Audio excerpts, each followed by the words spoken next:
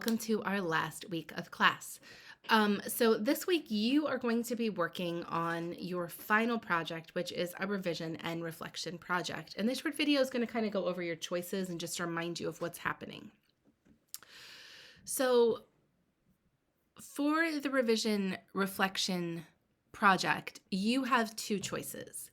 If you earned a 70% or above, that's a C or higher, you are going to revise your project for a new audience. It does not require any additional research or writing. You'll take the information in your essay and you will decide which audience needs it and how you can deliver it to them that's not an academic audience. You'll do a multimodal project with a short justification letter. If you earned less than a 70%, it means you have not yet met the minimum requirements for the course. So if you go back and look at those course objectives, our research essay was kind of the capstone for those course objectives. And so if you earned less than a 70%, you must revise your essay in order to meet requirements. That is your chance to pass this course. You need at least 35% new material. So this is not simply correcting. This should be adding, changing, rethinking argument. You should definitely use the Writing Center tutoring. They're available to you, so don't leave that out. Definitely focus on synthesis and source integration. The number one reason people did not earn a 70% or higher was number one, because they didn't meet minimum requirements of page length or sources, and number two, because they were either missing synthesis or their source integration was faulty enough that it verged on plagiarism.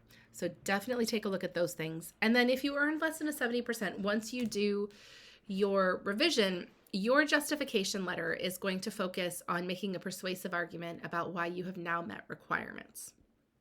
So this short little clip here is going to help you understand how to kind of go through the process if you are revising for a new audience. So if you're revising to meet requirements, you should follow the instructions on the original Project 4 instruction sheet. If you've met the requirements, you earned a 70%, this video should talk about how to do that. So the process for Project 5, number one, is to select an audience, analyze that audience, select your medium or modality, storyboard or plan, complete your multimodal project, and then write your justification.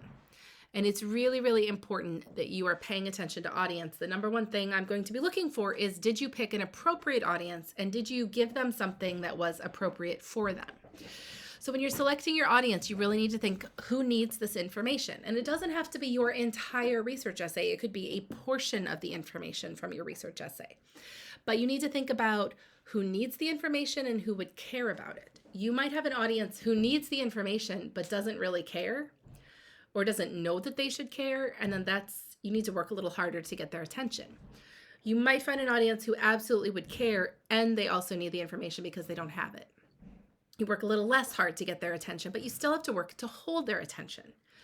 So once you figure out your audience, you need to analyze them. What do they know already? What do they believe and what do they value? What do they think they believe or think that they know that maybe they're wrong about? And then you need to think about what modality or medium would best meet their needs. And to do that, we're going back to that rhetorical situation we learned at the beginning of the semester. So remember, the rhetorical situation includes your audience, your context, and your subject, and your purpose. So in this case, you're a writer with a specific audience. What is your purpose? What are you seeking from the audience? You have a subject. Why does the audience need to know the subject? Why are you writing about the subject for that specific audience?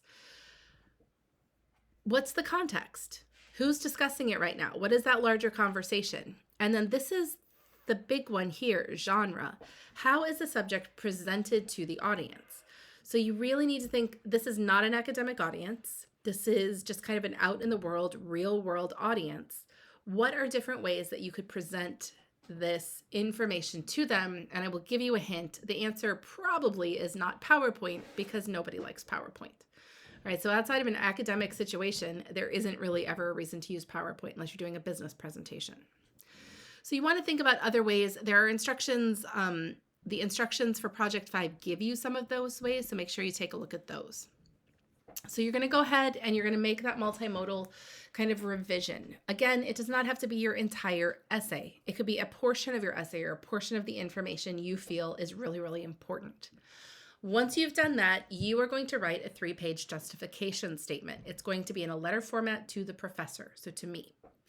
Make sure that you are using quotes and specific examples. Your justification statement is a persuasive argument. You are trying to explain to me why your audience is appropriate and why the choices you made are the best choices for that audience.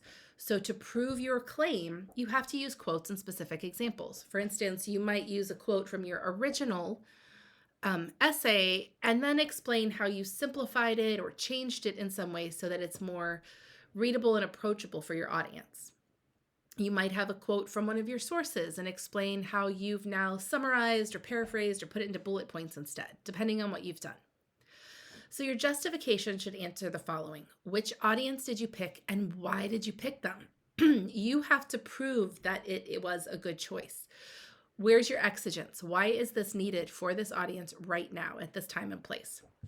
Then which mode or medium did you pick and why? If you decide to go ahead and do that PowerPoint I'm advising you against doing, you should have some really good reasons for why you're doing that. If you've picked a social media post, why? If you've decided to design a website or write an editorial for a newspaper or write a letter to someone, why? Why is that choice the best possible choice? Give examples, give evidence to support it. Also discuss what did you include?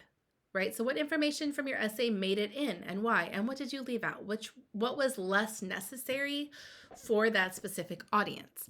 You might talk about different ways you had of citing your sources. If you're not in an academic situation, how do you make legible where your sources came from?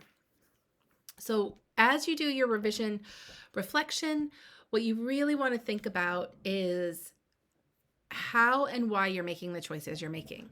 It's going to be graded both for the revision and for the reflection. You have to turn in both parts because if you don't have both parts, then you don't get credit for any of it.